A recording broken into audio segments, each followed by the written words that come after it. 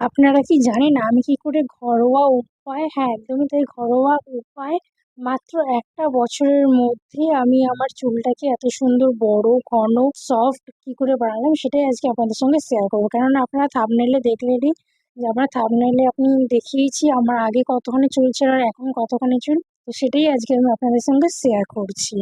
তাই 5টা top secret আমি শেয়ার করছি আজকে, তাই ভিডিওটা পুরোটা দেখার অনুরোধ রইল। চলুন শুরু করি।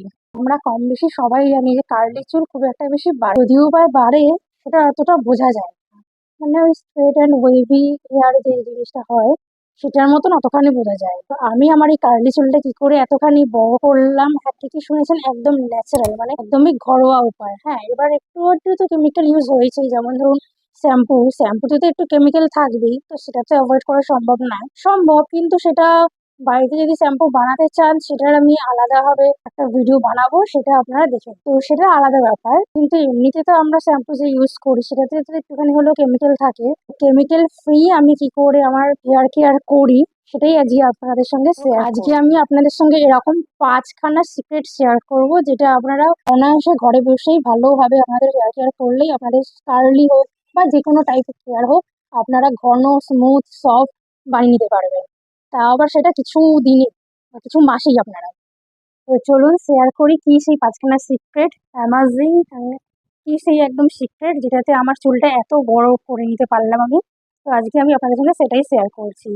তো ভিডিওটা শুরু করার আগে ভিডিওটা ভালো লাগলে please like share comment and subscribe my channel.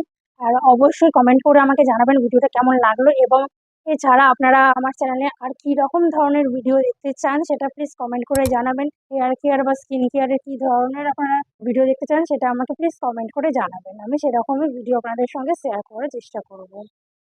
তো নাম্বার 1 ফার্স্ট টিপস হচ্ছে ইট হেলদি। দেখুন আমাদের শরীরের সাথে সাথে আমাদের চুলকে ভালো রাখতে গেলেও কিন্তু হেলদি খাবার খাওয়াটা প্রচন্ড জরুরি, কেননা সেখান থেকে আমরা নিউট্রিয়েন্টস পাই, সেটার মাধ্যমে আমাদের চুলেরও ভালোভাবে পরিচর্যা হয়। তো তার জন্য আমাদের high protein vegetables, omega 3 fatty acids, fibre যুক্ত খাবার আমাদের খেতে হবে। তো সেগুলো কি কি আমি এখানে সব শেয়ার করে দিচ্ছি, সেইগুলো আপনারা দেখে নেবেন।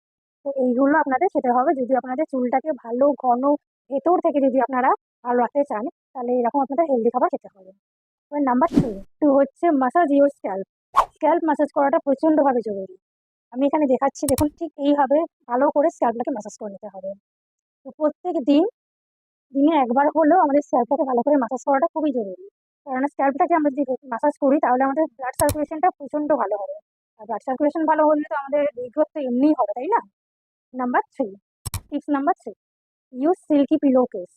মানে সিল্কি যে পিলো কভারগুলো হয় সেই পিলো কভারগুলি আমাদের ইউজ করতে হবে, কারণ সেই কভারগুলো ইউজ করলে আমাদের hair fall, silky pillow cover use করলে আমাদের হেয়ার ফলের সমস্যা অনেকটাই কমে যাবে, তাই সিল্কি পিলো কভার ইউজ করাটা প্রয়োজন।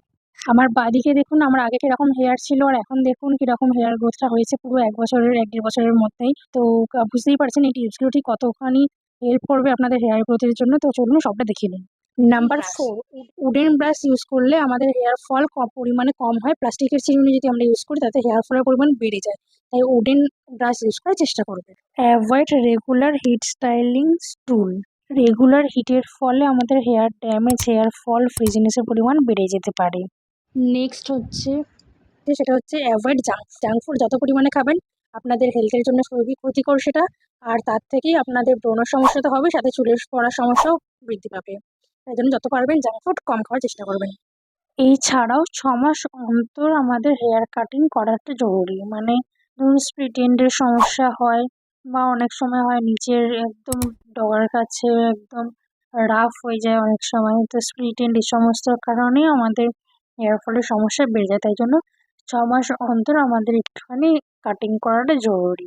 এতে কি হবে, আপনাদের বাড়তি যে নষ্ট হয়ে যাওয়া চুলটা সেটা আপনাদের বেরিয়ে যাবে, আর এই হেয়ার গ্রোথটা পরিমাণটাও বেড়ে যাবে।